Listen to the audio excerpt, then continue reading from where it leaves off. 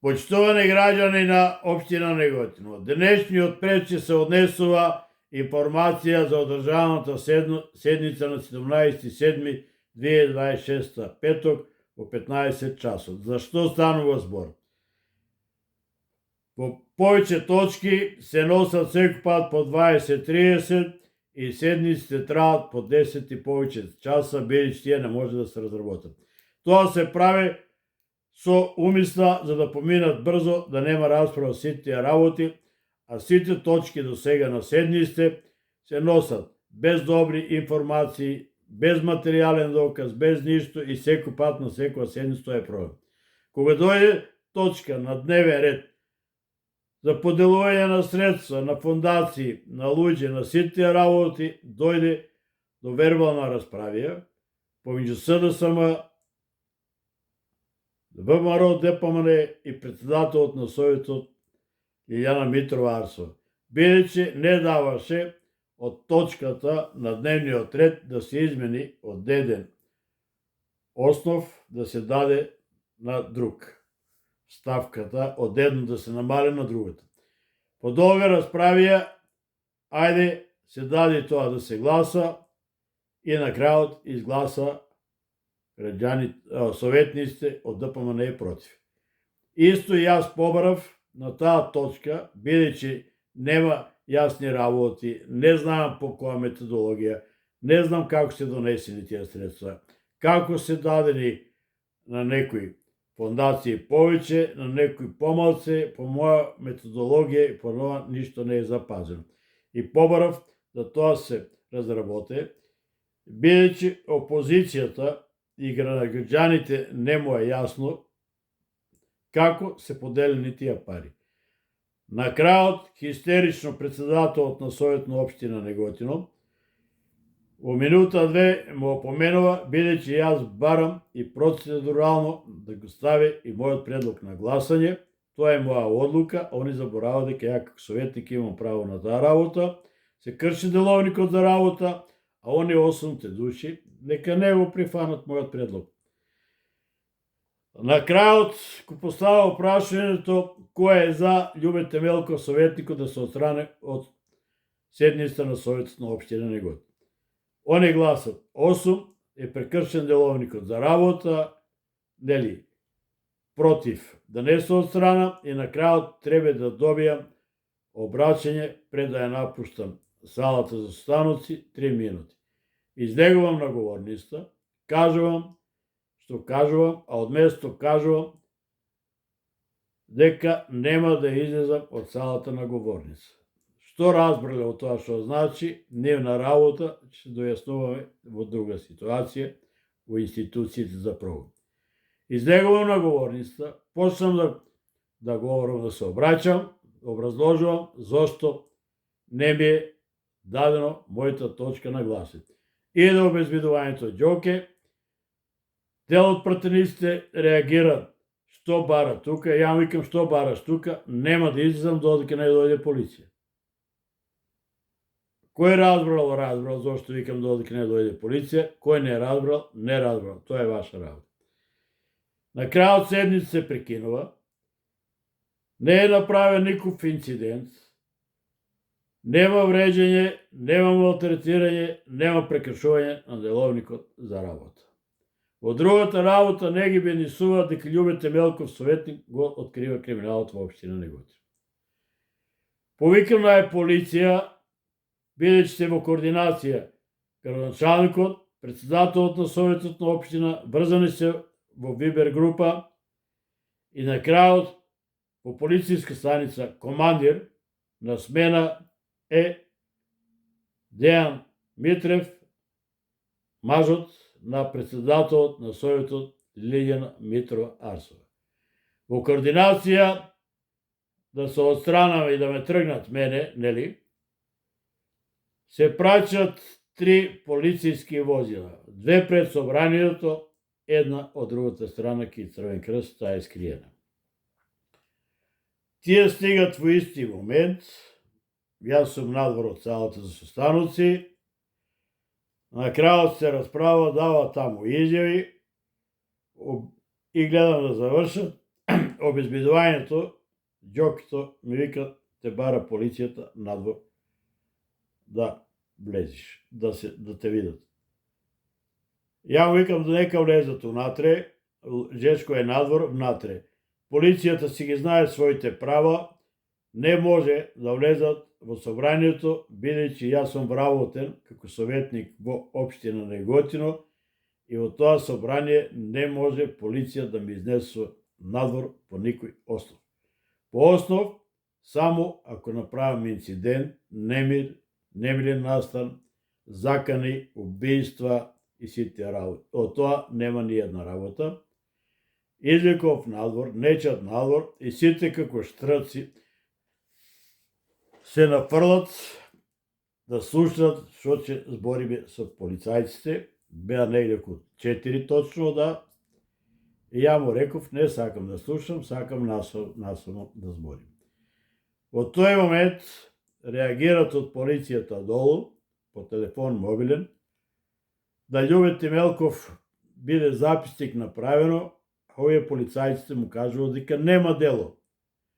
Во втората работа пак реагират, ама има, вие му вика нема настан, значи нема ништо, не сме приземели ништо, нема што да приземим. Советникот Љубе Темелков не влегува во собранието на Советот на општина на Неготино за состаноци и нема да присуствува. Значи, тоа е изјава моја кој сум дал. Завршува сите тие работи, на крајот си продолжува да си ја одржат седницата како што сакат и да ја гласат. Најјако и најинтересно е во таа координација што во 20 иста ден на 17.7. во 23:45 часот во Обара Неготино председателот на Советот Лилјана Арсова Митрова, тоа се тие советници градоначалникот, тоа е таа група, оде во координација сите работи да направи, да ме пријави мене дека сум сторил дело, сум сметал на Советот во општина Неготино за да ја обавува својата работа. И сум го попречувал работењето на Советот на општина Неготино. Не сум го попречувал работењето на Советот на општина Неготино, него поделовник за работа е прекршен од председателот на Советот на општина Неготино Лилјана Митрова Арсова. Значи, ако во 19 часот дошла полиција да интервенира и како во 23:45, 5 до 12, вечерта на полноќ до 24 часот, јас сум нарушил седницата да не се одржи. Сум попречувал. Подржано е. Граѓани на општина Неготино, да не го должиме пресуд, ова нема да заврши тука. Значи, треба да знаете, јас сум советник од МАК, моите гласови се од граѓаните може се најчисти во Република Македонија, не се партијски, не е обичано вработување, не е обичано ламба на кој ќе му ставиме, него кампањата која се водеше од советникот Љубе Темелков беше следната.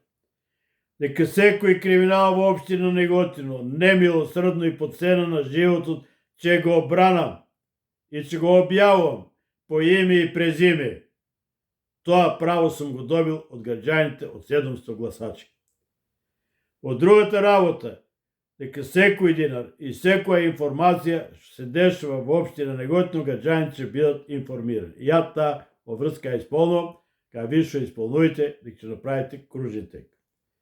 Од другата работа, треба да разберете дека МАК, Македонската акција за Македонија, е партија која делува вон парламентарно.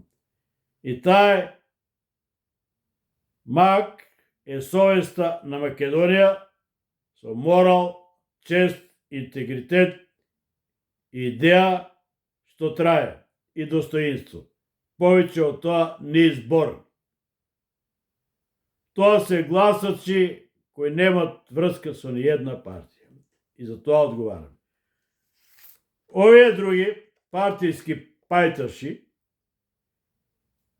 од оваа мажоти горе тие карти да продава, а турија. Овие другиот исто бара таму вработување. Лили Арсова, председателот на Советот на општина Неготино, та дево социјално деваму сега паркира од тест Неготино да зема добра плата, кога оде на работа, кога не, од 10,5. Тоа е градоначалникот, нели, знаеме како дојде на власт, знаеме како работеше како секретар во општина Неготино, тоа е служител од чистачот во Страшо Пинџур и тој политички е ВМРО. Тоа е Подем, тоа е Унија на млади сили, тоа е Ивана Толова и она која од комуналец ваму таму, сега во Агенцијата за недвижности во катастер, и овие луѓе мора да се борат. Тие се партијски послушници и како ќе му кажат. Значи не може они да гласат поинаку. Ја тоа го разбирам. Они имат 8 советници, бидејќи нивниот глас за советник е 300 гласови. Мојот и на левица се по 700. На левица нешто 700 и нешто. Значи вие нашите гласови по тој закон станавте мнозинство. Граѓаните гласа, за тоа сега ќе го трпиме воа. Граѓани на општина Неготино, станува збор за селечинство каде сме у Напрчовица и Мајното или у Тралото или каде у Нарајче пекарта. И сега станува збор да нас не малтретират и да покажуваат насилие, како да ние немаме право. Нити сте ме избрале, нити сте го дали својот глас, нити имате право да бидете над законот.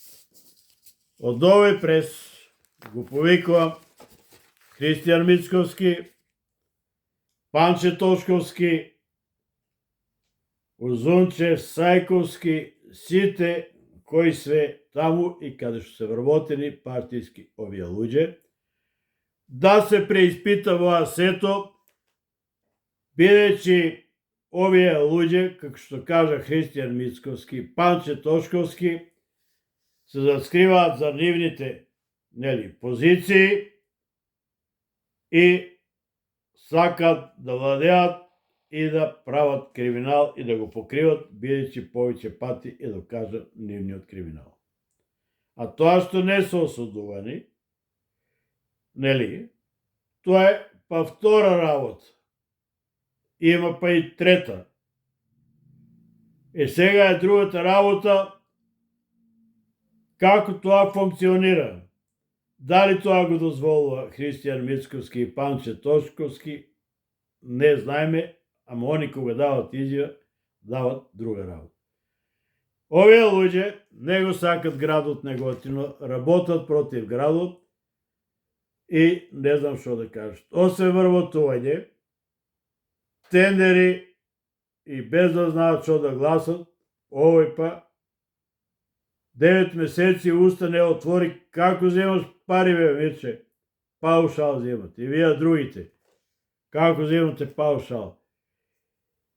И на крајот ги малтретирате граѓаните на општина Неготино. Од овој прес исто сака да го повика новиот председател на ВМРО ДПМН во Неготино, тоа е Честојнова Павлинка, како што кажав, новиот председател на ДПМН, бидејќи имате кампања од врата на врата и до секоја врата, те повикувам Честојнова Павлинче, прво да дојдеш на мојата врата и да почнеш од мојата врата. Без никакви злонамери, без никакви работи. Значи, ние советниците во општина Неготино, во Советот, сме за граѓаните, не за политичка партија. Значи, таму политичка партија не сум спомнал, не застапувам политички интереси, да застапувам кои сум ги обечал на граѓаните на општина Неготино, како што кажа. Ако од овој прес ја подигнавме партијата и МАК самоиницијативно без да сакат, значи 8000 членови сега се во истиот момент за информација на институциите во Република Македонија, во општина Неготино, до Дејан Митрев Рајче. Значи не сме ние кај тебе во пекарата да не манипулираш и на крајот твојата униформа која ти ја дадоа не ја заслужуваш да ја носиш. Исто и твојата жена не заслужува да биде, бидејќи не се води седница. Даваш предлогот кој ви има советникот, го ставаш, го гласаш, 8 души гласите го за или против. За тоа немаме проблем. Имаме проблем кога ни се ускратува правото за поделовникот за наше работење, објавување, документи, барање и така натаму. Уште еднаш сите се повикани, значи нема да застанеме тука. Не може вие да се зафракавате со една сериозна политичка партија, која е морало честа интегритетот и достоинството, идеја што трае, тоа е МАК конзервативна, тоа е партијата на Македонија. Тоа е македонизмот. Во другите работи, се што ќе направите, за правдата нема да бидеме милосрдни. Во овој момент се обраќа и како советник, и како председател на МАК на Општински комитет во Неготино. До сега тоа не сум му кажал. Во другата работа, Христијан Мицковски, Страшо Ангеловски, нека се разберат како председатели, бидејќи таму коалициони партнери, дали овие луѓе свесно си ги турел да ние ги трпиме тука и да се зафркават со нив. Значи не зборуваме за европски вредности. Која европска вредност има? Исто така и за инспекторите ова покажува предизборен, изборен и послеизборен подкуп. Значи, типичен пример. Исто ќе се деси као Кочин. Истиот пример. Предизборен, изборен и послеизборен подкуп. Ви не све дојдени со гласовите на народот. Немате ни 30%. 300 гласови имате по советник. Тие се туѓи гласови. Вратите ги назад. И тогаш владеете. И сега ќе покажувате сила. Не сме во пекарата на Рајче. Марија Нацова, 2 пати ми се закануваш дека ќе ме средиш. Не знам како ќе ме средиш. Тоа тебе ти е познато. Не ме не интересира. Во салата за станоци Игор Настов во пауза ми кажува: кај си ви, Игорче? Ева си. Со еден телефон, ако дигнал во Скопје, ќе ме средил. Ајде бе, дигни телефон и среди ме чим си имаш. Викам, дигни телефон и среди ме. Баш ме интересира како ќе ме средиш. Тоа ми е многу битно како ќе ме средиш. И Марија Нацова како ќе ме средиш. Ева и ва покушава со нејзиниот маж. Значи нема да ви биде дозволено тоа. На крајот, таа не е тоа станица, не е тралото за телењата на Гојче горе у Калањево, нити во пекарата Рајче. Дали ви се свиѓа или не свиѓа е тоа. Ако се заканувате со други работи, пак да ви порачам дека што сакате правите. Ја законот не сум го зел во своји раци во салата, не сум опцул, не сум нападнал, некој го брана моето деловничко право. Тоа е моето право. За секој искртување за деловничко право, нека дојде полицијата, нека ми изнесе, бидејќи вие сакате да биде така. нека биде така. Граѓани на општина Неготино, јас Љубете Белков, советник од МАГ, нема да ви изневерам никој пат, тоа што сум го дал. Значи, мора криминалот да го соприме, криминалците мора да одат во институцијски место и сите тендери, сите јавни набавки, секој динар, сите пари, Марија Наца мора да се знаат. Нема криминал во општина Неготино и овие советници нема да гласате криминал. Вие гласате си криминал, не ве кажуваме што да правите, него за секое гласање мора да одговарате пред институциите на Република Македонија.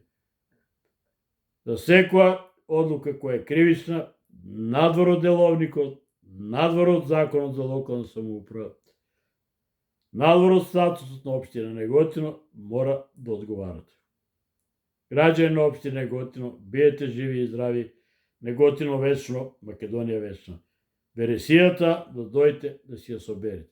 Павлинче Стојанова, од врата на врата кога ќе почнеш, пред тоа сакав да ти честитам како председател, бидејќи ти имам покането и тебе пред 8 години, нели, од Fair Play, да дојдеш, присуствуваш си како пратеник и сега очекував за да видам како ќе го направиш тимот.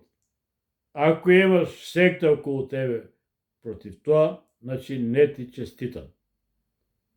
Бидејќи ќе ми изненадиш во твојата способност и во твојата интелигенција. Значи не сакам да имам работа со секта. Ако направиш нешто во интерес на Неготино, со твоите способности и почнеш од врата на врата, по 100-ти пат да дојдеш да почнеш од мојата врата. Граѓани на општина Неготино, биете живи и здрави, Неготино вечно, Македонија вечна, правдата мора да дојде во Неготино. Тоа сум дал таа клетва по цена на мојот живот. Нема да застанеме тука, шерифите, шутка. Граѓани, биете живи и здрави, добар викенд.